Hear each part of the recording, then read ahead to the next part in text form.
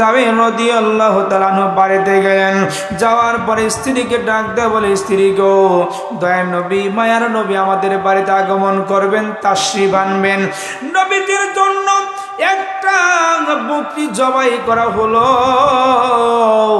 যখন জবাই করলেন, জবাই করার পরে বকরির গোশতগুলো সুন্দর করে দিলেন। দেওয়ার পরে যাবে স্ত্রীকে বলতেছেন, স্ত্রী গো, নবীজির জন্য সুন্দর করে রান্না বান্না করো। জাবের রাদিয়াল্লাহু তাআলা বের হয়ে গেলেন ঘর থেকে। ওদিকে হযরত জাবের রাদিয়াল্লাহু তাআলা আনহুর দুটি সন্তান ছিল। একটি সন্তানের বয়স 4 বছর, আর একটি সন্তানের বয়স 6 বছর। এই দুই ভাই মনে মনে চিন্তা করতেছে, ভাইরে আব্বাজান কেমনে করে যেন বকরি জবাই করলো। যে ছুরিটা দিয়ে জবাই করেছে, চলো আমরা ছুরি দিয়ে একটু খেলাধুলা করি। এবার ছুরিটা বের করে নিয়ে এসে বড় সন্তানরা ছোট সন্তানকে বকরির মতন শোয়াইলেন।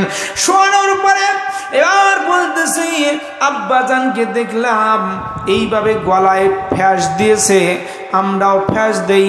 এবার বড় ভাই ছোট ভাইকে ছুরি দিয়ে যখন ফ্যাঁস দিলেন, দেওয়ার সঙ্গে সঙ্গে গলাটা কেটে ছোট ভাই মারা গেল। হযরত জাবের রাদিয়াল্লাহু তাআলা আনহুর সন্তানটা যখন ছোট ভাইয়ের রক্ত দেখলেন, সহ্য করতে পারে না, ছোট্ট মানুষ, বিকট আওয়াজে কান্নাকাটি শুরু করে দিল। জাবেরের স্ত্রী দৌড় দেশে দেখে, আহারে ছোট্ট সন্তানটা মারা গেছে। বড় সন্তানটা মার ভয়ে এবার দৌড় দিয়েছে, ছাদের উপর উঠলো, মা পিছে পিছে মা ডাকে সাড়া না দিয়ে ভয়ে ছাদের উপর দিকে লাফ দিয়ে সে সন্তানটাও মারা গেল। জাবেরের স্ত্রী এবার দুটি সন্তান যখন মারা গেল, অজ্ঞান হয়ে জমিনে পড়ে গেল। কিছুক্ষণ পর যখন হযরত জাবের রাদিয়াল্লাহু তাআলা আনহুর স্ত্রীর যখন হুঁশ আসলো, হায় রে, দয়ার নবী, মায়ার নবী আমাদের বাড়িতে দুপুরে তাশরীফ আনবেন। আর যদি জানতে পারে আমাদের সন্তানটা মারা গেছে, নবীজি আমাদের বাড়িতে আর খানা পিনা করবেন না। জাবের স্ত্রী ধৈর্যের প্রমাণ দিলেন না, সবরু সাওয়াবুল জান্নাহ ওয়াবাশশিরিস সাবিরিন, ধৈর্যের বান প্রমাণ দিতেছেন। দুটি সন্তানকে সুন্দরভাবে খাটের নিচে শোয়ে চাদর দিয়ে ঢেকে রাখলেন, রান্না বাড়ি শুরু করলেন। জাবের যখন বাড়িতে আগমন করলো, বলতেছে, পানের স্বামী গো, আমাদের কলিজার টুকরা দুটি সন্তান চলে গেল। আহারে, এইভাবে দুটি সন্তান মারা গেছে। হযরত জাবের রাদিয়াল্লাহু তাআলা আনহু যখন এই কথা শুনলেন, তিনি জমিনে পড়ে গেলেন, অজ্ঞান হয়ে গেলেন। কিছুক্ষণ পর জাবের যখন জ্ঞান আসলো, তিনি চিন্তা করতেছে, দয়ার নবী, মায়ার নবী, অনেক কষ্ট করে নবীজিকে দাওয়াত দিয়েছি, নবীজি আমাদের বাড়িতে তাশরীফ আনবেন। যদি দয়ার নবী জানতে পারেন আমাদের কলিজার টুকরা সন্তানটা দুনিয়া থেকে চলে গেছে, নবীজি আমাদের বাড়িতে আর খানাপিনা করবেন না। জাবের ধৈর্য ধরল, তার স্ত্রী ধৈর্য ধরল, ধৈর্যের পরিচয় দিল। এবার ধৈর্য ধরে রান্না বান্না শুরু করে দিল। নবীজি 4 জন সাহাবী নিয়ে যখন জাবের রাদিয়াল্লাহু তাআলা বাড়ির দিকে রওনা করবেন, আল্লাহ রাব্বুল আলামিন জিবরাইল গেল, বলে, জিবরাইল রে, আমার বন্ধুর নিকটে যাও, খবর পৌঁছায় দাও, জাবেরের সন্তানরা এইভাবে মৃত্যুবরণ করেছে। হযরত জিবরাইল আলাইহিস সালাম আগমন করলেন। আগমন করার পরে নবীজিকে বলতেছেন, নবী গো, জাবেরের বাড়িতে রওনা করেছেন, যান, সমস্যা নাই, কিন্তু জেনে রাখেন জাবেরের দুটি সন্তান এইভাবে মৃত্যুবরণ করেছে। কোন সুবহানাল্লাহ। নবীজি 4 জন সাহাবী নিয়ে জাবেরের বাড়িতে রওনা দিয়েছে। নবীজি যায়, বাড়ির নিকটে যখন চলে গেলেন, যাওয়ার পরে হযরত জাবের রাদিয়াল্লাহু তাআলা আনহু নবীজিকে রিসিভ করলেন। রিসিভ করার পরে নবীজি বাড়ির ভিতরে গেলেন, খানা পিনার আয়োজন করলেন। খানা পিনা সামনে দিলেন। নবীজি ডাক দিয়ে বলে, জাবের রে, তোমার দুটি সন্তান কোথায় নিয়ে আসো, আমরা একসাথে খানা খাবো, তোমার সন্তান ছাড়া খানা খাবো না। গন সুবহানাল্লাহ। জাবের রাদিয়াল্লাহু তাআলা আনহু কথা বলতে পারে না, কথা বলতে পারে না। নবীজিও ছাড়ে না, বারবার জিজ্ঞাসা করে জাবের রে তোমার কলিজার টুকরা দুটি সন্তানকে নিয়ে আসো, আমরা দুটি সন্তান সহকারে খানা খাবো। সুবহানাল্লাহ। এক পর্যায়ে হযরত জাবের রাদিয়াল্লাহু তাআলা এবার বলতেছেন নবী গো কষ্টের কথা কি বলবো নবী গো, আমাদের দুটি সন্তান এইভাবেই দুনিয়া থেকে চলে গেছে। নবীজি এবার ডাক দেওয়ালে জাবের সন্তানগুলো কোথায়? হযরত জাবের রাদিয়াল্লাহু তাআলা বলতেছেন হুজুর গো আপনাকে জানাবো না বিদায় খাটের নিচে আমরা ঢেকে রেখেছি। নবীজি যখন দুটি সন্তানের নিকটে চলে গেলেন, যাওয়ার পরে আল্লাহর কাছে দোয়া করে দুটি সন্তানকে ডাক দিলেন, এ জাবেরের দুটি সন্তান তোমরা উঠে এসো। অমনি করে দুটি সন্তানকে আল্লাহ তাআলা জান দিলেন। সুবহানাল্লাহ। দুটি সন্তান খাটের নিচ থেকে বের হয়ে গেল, তারা দাঁড়ায়া গেল। হযরত জাবেরকে বলতেছেন জাবের রে তোমার দুটি সন্তানকে গোসল করে নিয়ে আসো, একসাথে আমরা খানা খাবো। সুবহানাল্লাহ। আল্লাযীনা ইযা আসাবাতহুম মুসিবা, যাদেরকে আল্লাহ রাব্বুল আলামিন বিপদ আপদ দিবে তাদের উচিত হলো সদা সর্বদা ক্বালু ইন্না লিল্লাহি ওয়া ইন্না ইলাইহি রাজিউন। আমরা সবাই আল্লাহ তাআলার জন্য, আবার আমরা সবাই একদিন তার কাছে চলে যাব। দুনিয়া থাকার জায়গা নাই, আমরা থাকবো না। যারা ধৈর্য ধারণ করবে আল্লাহ তাআলা দুনিয়াতেই তাদের ফল দিয়ে দিবে। সুবহানাল্লাহ। কেমনে করে হযরত জাবের রাদিয়াল্লাহু তাআলা আনহু নবীজিকে এত মহাব্বত করেছেন, ভালোবেসেছেন। তার স্ত্রী ধৈর্যের প্রমাণ দিয়েছেন। as-sabru sawabuhul জান্নাত। হাদিসের কথা অনুযায়ী ধৈর্য ধারণ করেছেন।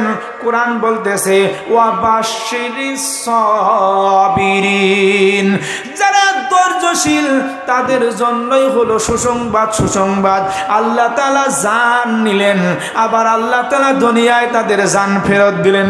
সুবহানাল্লাহ। এজন্য আমরা ধৈর্য হারা হব না, ধৈর্য হারা হব না, আমরা ধৈর্য ধরব। আজ এই বাড়ি থেকে ছোট্ট সন্তান মাসুম সন্তানটা চলে গেছে, মা হসপিটালে কান্নাকাটি করে চোখের জল ফেলে, আবার ওই সন্তানের বাবা কান্নাকাটি করে, সন্তানের দাদা দাদি কান্নাকাটি করে, নানা নানি কান্নাকাটি করে। আরে কোরআন সাক্ষী দেয়, কোরআন আপনাদের শিক্ষা দিয়েছে ওয়া বাশশিরিস সাবিরিন,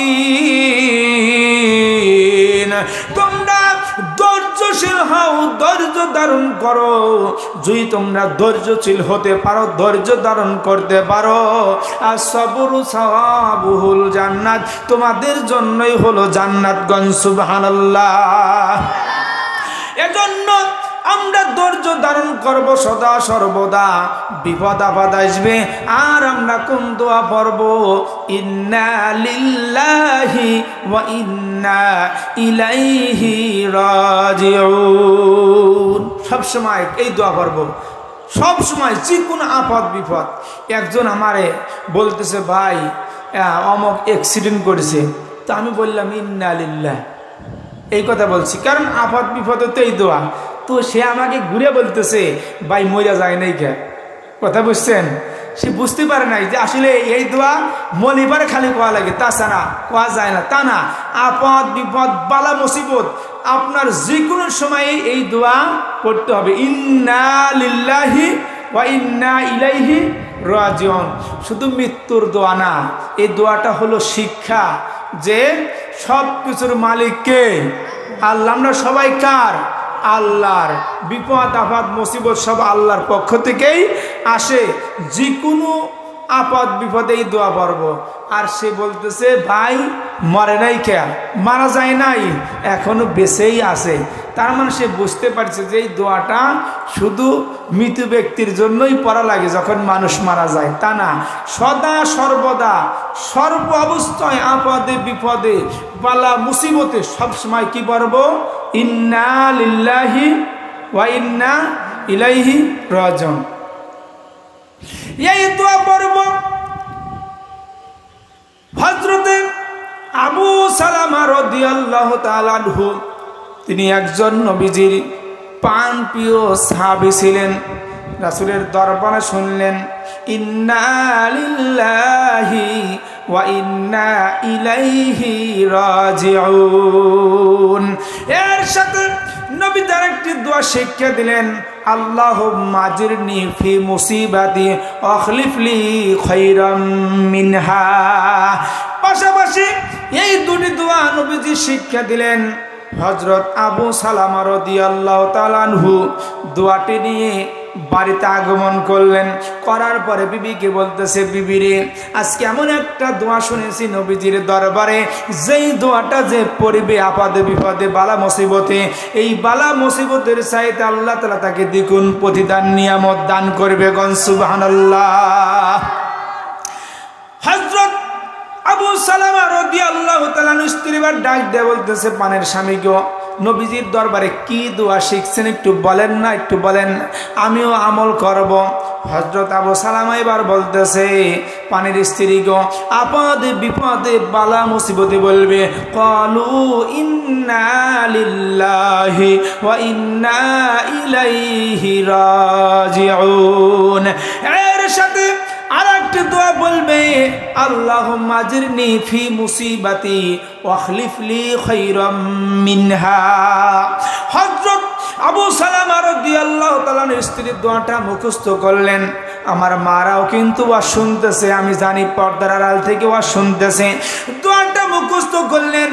কিছুদিন যাওয়ার পরে হযরত আবু সালামা রাদিয়াল্লাহু তাআলা আনহু আল্লাহর ডাকে সাড়া দিয়ে দুনিয়া থেকে চলে গেলেন, মৃত্যুবরণ করলেন। হযরত আবু সালামা রাদিয়াল্লাহু তাআলা স্ত্রী বার সঙ্গে সঙ্গে দোয়া পড়লেন, ইন্না লিল্লাহি ওয়া ইন্না ইলাইহি রাজিউন, আল্লাহুম্মা আজিরনি ফি মুসিবাতি ওয়া আখলিফ লি খায়রাম মিনহা। যখন আবু সালামার স্ত্রী যখন এই দোয়া পড়লেন, আর মনে মনে ভাবে, আরে দোয়াটা বললাম কিন্তু বড্ড আমি কেমনে করে মনকে বোঝাই, আবার পানের স্বামীর চাইতে দুনিয়ার ভিতরে আর ভালো স্বামী আমি কেমনে করে পাবো, এর চাইতে বড় নিয়ামত কি আর পাওয়া সম্ভব? আর পাওয়া সম্ভব না। আমার কলিজার টুকরা স্বামীর চাইতে ভালো স্বামী আর দুনিয়ার ভিতরে নাই। আবু সালামার স্ত্রী উম্মে সালামা এবার বিধবা হয়ে গেল। তার কয়েকটি সন্তান ছিল, সন্তানদের নিয়ে তিনি লালন পালন করলেন। যখন ইদ্যত পালন হয়ে গেল, তাফসীর ইবনে কাসিরের ভিতরে লিখেছেন, এই আয়াতের তাফসীরের ভিতরে লিখেছেন, যখন আবু সালামার স্ত্রী বিধবা হয়ে গেল, ইদ্যত পালন শেষ হয়ে গেল, একদিন তিনি কালি করতেছেন, জুতা কালি করতেছে। হঠাৎ করে দয়ার নবী মায়ার নবী উম্মে সালামার বাড়িতে আগমন করলেন, সালাম দিলেন। উম্মে সালামা তিনি নবীজির কথা শুনে কাজ ফিরে দিয়ে পর্দার আড়ালের ব্যবস্থা করে তিনি নবীজিকে ঘরের ভিতরে আগমন করলেন। ঘরের ভিতরে নবীজি গেলেন, যাওয়ার পরে উম্মে সালামাকে বলতেছে, উম্মে সালামা রে, তুমি তো বিধবা হয়ে গেছো, আমি তোমাকে বিবাহ করার জন্য প্রস্তাব নিয়ে এসেছি। গণ সুবহানাল্লাহ। যখন নবীজি উম্মে সালামার বাড়িতে গেলেন, আবু সালামার স্ত্রীকে বলতেছেন, উম্মে সালামাকে বলতেছেন যে তোমার স্বামী দুনিয়া থেকে চলে গেছে, তোমার ইদ্যত পালন হয়ে গেছে, আমি নবী তোমাকে বিবাহ করার জন্য প্রস্তাব নিয়ে এসেছি। গণ সুবহানাল্লাহ।